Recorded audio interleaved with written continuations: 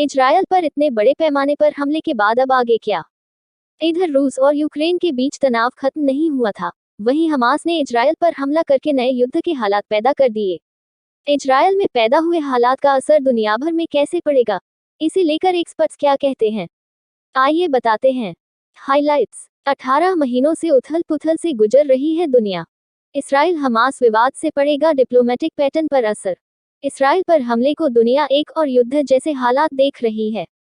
Israel पर Hamas के हमले के बाद से दुनिया एक और युद्ध जैसे हालात देख रही है, जबकि रूस यूक्रेन तनाव अभी खत्म नहीं हुआ है। उसकी वजह से बीते करीब 18 महीनों से दुनिया बहुत उथल पुथल से गुजर रही है। हालिया संघर्ष का दुनिया के डिप्लोमेटिक पैटर्न और वर्ल्ड ऑर्डर पर क्या असर पड़ सकता है, इस मसले पर Centre for India West Asia Dialogue के फाउंडर ओमेर अनस से अल्पियू सिंह ने की बात। उनके मुताबिक हाल फिलहाल में ऐसे 4 घटनाक्रम हैं जिन पर ताज़ा हालात असर डाल सकते हैं। 1. अन की बैठक में चीन, रूस का कैसा रहेगा रुख?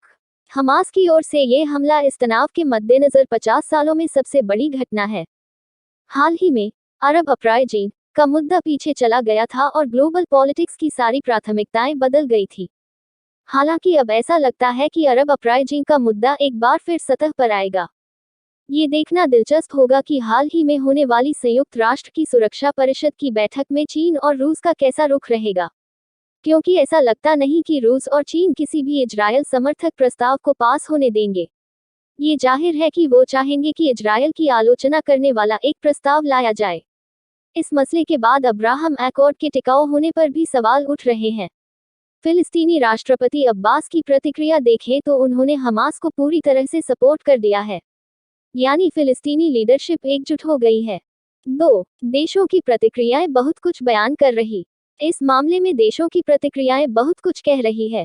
सऊदी अरब, कतर, यूएई की छवि ऐसे देशों के तौर पर रही है जो कि गल्फ देशों में हैं, जो तुलनात्मक रूप से प्रो इजरायल माने जाते रहे हैं। लेकिन हालिया घटना के बाद उनकी प्रतिक्रिया देखकर लगता है कि उन्होंने इजरायल की आलोचना करने या फिर उसे जिम्मेदार ठहराने में जरा भी वक्त नहीं लगाया। एक तरह से ये उनकी बोली में एक बदलाव है। वहीं तुर्की ने इजरायल के प्रति खासी नर्म प्रतिक्रिया दिखाई है, यहाँ तक कि उसने दोनों के बीच बातचीत कराने की भी पेशकश की है। ऐसे में लगता है कि इजरायल गल्फ का नॉर्मलाइजेशन का प्रोसेस अब पीछे चला गया है। 3. क्या हमास को मिले नए इंटरनेशनल पार्टनर?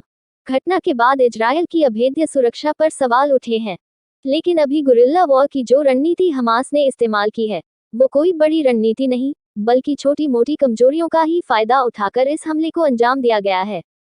ऐसा लगता है कि हमास को बड़े इंटरनेशनल प्लेयर्स का साथ मिल गया है। कहा जा रहा है कि इसमें रूस की ओर से मदद मिली है। इसके अलावा उनके नए मिसाइल लॉन्चर के स्रोत के बारे में भी सवाल उठ रहे हैं। इसे मुहैया कराने वालों में ईरान, रूस और चीन में से कोई भी देश हो सकता है। हमास को इस तरह का समर्थन चिंता का विषय है और ये एक नया पैटर्न है। इस घटना के बाद हमास के साथ ही हिजबुल्लाह अब एक्टिव मोड में है।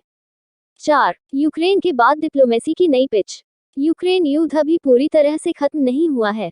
यूक्रेन के बहाने रूस और चीन ने अपनी पश्चिम विरोधी रणनीति को बहुत धार दी थी, लेकिन अब यूक्रेन संघर्ष में रूस के लहजे से लगता है कि यह अब समाधान की ओर जा रहा है, क्योंकि रूस मान रहा है कि उससे वहां गलती हुई और अब पीछे हटना पड़ेगा।